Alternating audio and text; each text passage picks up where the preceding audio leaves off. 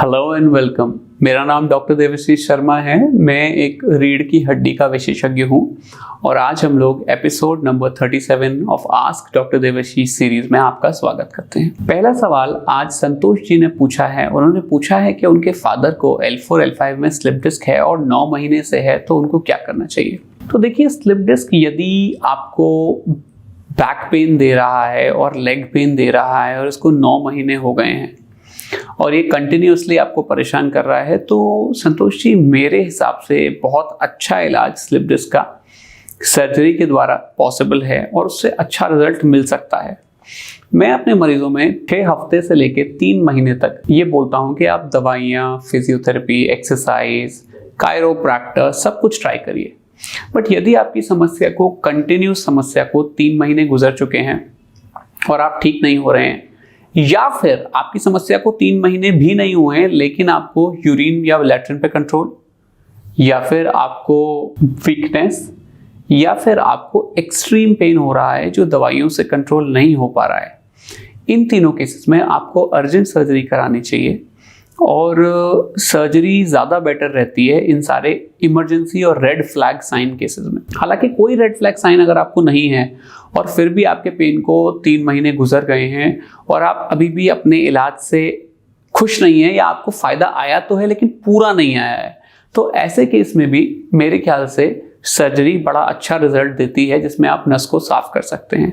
आप लोग ऑलरेडी जानते हैं सर्जरी ओपन तरीके से की जा सकती है, माइक्रोस्कोप से की जा सकती है, लूप से की जा सकती है और एंडोस्कोप से की जा सकती है। और मेरा फेवरेट टेक्निक ज़्यादातर केसेस में एंडोस्कोपिक होती है और बहुत थोड़े केसेस में माइक्रोस्कोपिक होती है, क्योंकि मुझे लगता है एंडोस्कोपी से अगर हो जाए तो बेस्ट है, लेकिन अगर नहीं हो पाए तो माइक्रोस्कोप से हो जाए। ओपन सर्जरीज मैं जनरली नहीं करता, लेकिन कई सारे डॉक्टर्स ओपन सर्जरीज बड़े रेगुलरली करते हैं और उसके बहुत अच्छे रिजल्ट्स वो देते हैं। तो ऐसा बिल्कुल भी नहीं है कि ओपन सर्जरी खराब है। आपके डॉक्टर को जिस सर्जरी में कॉन्फिडेंस हो वही सर्जरी आपको करवानी चाहिए और अच्छा रिजल्ट आपको उससे ज़रूर मिल पाएगा। नेक्स्ट सवाल इल्मा उस्मान जी ने पूछा है। उन्होंने पूछा है कि सर्वाइकल फ्रैक्चर पेशेंट को किस तरह उठाएं। तो देखिए इल्मा जी, सर्वाइकल पेशेंट को उठाने के बहुत कॉम्प्लिकेटेड प्रोटोकॉल होते हैं। उनको हार्ड सर्वाइकल कॉलर या फिर फिलाडेल्फिया कॉलर कॉन्टिन्यूसली लगा रहना चाहिए और उनको इन लाइन स्टेबलाइज करके उठाना होता है, जो एक मेडिकल प्रोफेशनल को ही आता है। आपको उनको उठाने की, अगर आपके कोई रिलेटिव हैं या आपके फ्रेंड हैं, तो आपको डॉक्टर से प्रॉपर ट्रेनिंग लेनी चाहिए, क्योंकि अगर ऐसा नहीं करेंगे तो चांसेस हैं कि उनकी जो कॉर्ड है उसमें कोई इंजरी हो सकती है।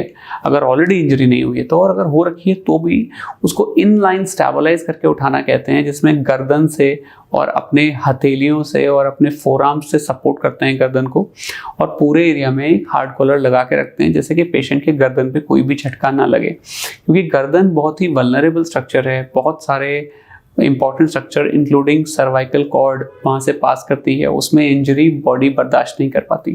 तो ये बहुत ही सीरियस चीज़ है जो कि आपको किसी मेडिकल प्रोफेशनल से जाकर पर्सनली सीखनी चाहिए, यदि आपके घर में कोई ऐसा है जिसकी आप केयर करना चाहते हैं तो। नेक्स्ट सवाल मिस्टर SK महबूब ने पूछा है। उन्होंने पूछा है कि उन्होंने डिस्क सर्जरी कराई थी 2018 में, तो क्या अब वो वेट लिफ्ट कर सकते हैं और वो अब 6 पैक एब्स के लिए काम कर सकते हैं। तो देखिए SK महबूब जी, डिपेंड करता है कि किस रीज़न की वजह से आपकी सर्जरी हुई थी, आपकी स्पाइन कितनी स्टेबल है, आपकी स्पाइन कितना लोड ले सकती है, आपने स्पाइनल एक्सटेंशन ट्रेनिंग कितनी कर रखी है। बहुत सारे वेरिएबल फैक्टर्स हैं। हालांकि मैं अपने पेशेंट्स को जनरली 6 हफ्ते बाद ये बोल देता हूँ एंडोस्कोपी के बाद कि आप वेट्स उठाना शुरू कर सकते हैं, लेकिन पहले आप स्पाइनल एक्सटेंशन एक्सरसाइज करिए 1 महीने रेगुलरली। जब आप स्पाइनल एक्सटेंशन स्टैटिक रिटेन कर पाएँ लॉन्ग टर्म तक, तब तक स्पाइन स्टेबल और स्ट्रॉन्ग हो जाती है। उसके बाद मसल्स की हेल्प से इंजरी होने के चांसेस कम हो जाते हैं, तो फिर आप हल्की फुल्की वेट लिफ्टिंग शुरू कर सकते हैं और अपनी एब्स की एक्सरसाइज भी कर सकते हैं। बट ये डिपेंड करता है कि सर्जरी किस तरह से की गई है, कौन से डॉक्टर ने की है और क्या सर्जरी की है। तो आपको या तो जिन डॉक्टर ने सर्जरी की है उनसे बेस्ट राय मिल पाएगी, या फिर आप अपनी रिपोर्ट्स को एक दूसरे स्पाइन सर्जन के पास लेके जाइए, उनको दिखाइए। हो सकता है वो लेटेस्ट जांचें कराएं और उसके बाद आपको गाइड कर पाएंगे कि कितना वेट उठाना आपके लिए सही रहेगा, कितना वेट उठाना आपके लिए रिस्क फ्री है। तो ये बहुत इंपॉर्टेंट बात है, क्योंकि कभी कभी ऐसा होता है कि पेशेंट्स की सर्जरी हो रखी होती है और उनको पता नहीं होता है कि स्पाइन अनस्टेबल है और वो ज़्यादा हैवी वजन अगर उठा देते हैं तो ऐसे केस में कोई डैमेज भी हो सकता है। तो बहुत इंपॉर्टेंट है कि सही जानकारी के बाद ही आगे बढ़ा जाए। नेक्स्ट सवाल इमरान खान जी ने पूछा है। उन्होंने पूछा है कि उनको स्पॉन्डाइलोलिसिस सर्जरी के बाद 6 मंथ से ज़्यादा हो गए, अब भी उनको बैक पेन और लेग पेन होता है। तो देखिए इमरान खान जी, लिस्टिसिस सर्जरी में बैक पेन और लेग पेन अगर अभी भी सर्जरी के बाद भी है तो एक बार आपको अपने डॉक्टर साहब से मिलके जांचें करनी चाहिए, चेक करना चाहिए, एमआरआई करना चाहिए, एक्सरे करना चाहिए, ज़रूरत पड़े तो सीटी भी करना चाहिए और डिटेल में देखना चाहिए कि अभी भी क्या कारण बचता है जिसकी वजह से आपको दिक्कत है। कई पेशेंट्स में फ्यूजन डिलेड होता है, इसकी वजह से बैक पेन और लेग पेन रह सकता है और वो धीरे धीरे जाता है। कई सारे पेशेंट में कोई और रीज़न हो सकता है जैसे एडजेसेंट सेगमेंट डिजीज़, कोई रिकरेंट डिस्क हर्निएशन। तो कई सारे कारण हो सकते हैं कि दर्द क्यों आ रहा है। तो आपको अपने स्पाइन सर्जन से मिलके इसको डिस्कस करना चाहिए और इस प्रॉब्लम का एक परमानेंट सॉल्यूशन निकालना चाहिए। नेक्स्ट सवाल पूछा है विवेक सैनी जी ने। उन्होंने बताया है कि उनको L5-S1 में ग्रेड 1 स्पॉन्डाइलोलिस्टिसिस है, जिसकी वजह से उनके पैरों में सिम्टम्स आते हैं, उनको पिंडलियों में दिक्कत होती है। उसके लिए वो दवाई भी खा रहे हैं, फिजियोथेरेपी भी कर रहे हैं, लेकिन कोई रिजल्ट उनको नहीं मिल पा रहा है। तो वो ये जानना चाहते हैं कि इसके लिए सर्जरी करने की ज़रूरत है कि नहीं। देखिए ग्रेड 1 स्पॉन्डाइलोलिस्टिसिस की सर्जरी हमेशा ज़रूरी नहीं होती। इसको बड़े आराम से अच्छी एक्सरसाइज करके, फिजियोथेरेपी करके, रेयर केस में स्पाइनल इंजेक्शन लगा के हम लोग कंजर्व कर सकते हैं और पेशेंट को सर्जरी की आजीवन ज़रूरत भी नहीं पड़ती, ऐसा देखा गया है। पर ये रूल नहीं है।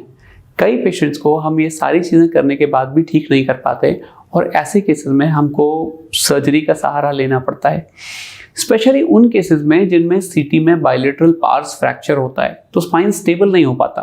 तो ऐसे केसेस में फ्यूजन सर्जरी की ज़रूरत पड़ती है, जिसको हम एंडोस्कोप से कर सकते हैं, माइक्रोस्कोप से कर सकते हैं और ओपन तरीके कर सकते हैं। रिगार्डलेस कौन सा तरीका हो यूज़ हो, इम्पॉर्टेंट ये है कि अच्छा फ्यूजन अचीव होना चाहिए, जिससे कि बढ़िया रिजल्ट आए। मैं उसको एंडोस्कोपी से और माइक्रोस्कोपी से करता हूँ, कुछ सर्जन्स उसको ओपन तरीके से करते हैं और सारे तरीके से ही रिजल्ट अच्छा मिल सकता है।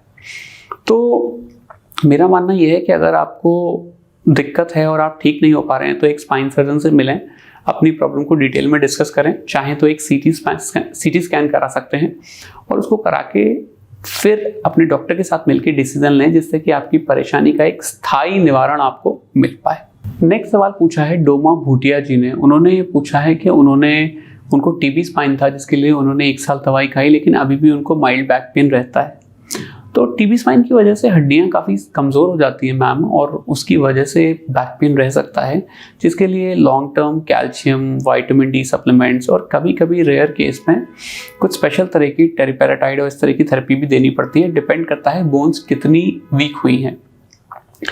तो मेरे हिसाब से आपको किसी स्पाइन सर्जन या फिर किसी एंडोक्राइनोलॉजिस्ट से मिलके अपनी जांचें करानी चाहिए, देखना चाहिए स्पाइन की क्या कंडीशन है, देखना चाहिए कि कितना हील हो गया है, कहीं कोई फ्रैक्चर तो नहीं हुआ, कहीं लॉस ऑफ हाइट ज़्यादा तो नहीं है।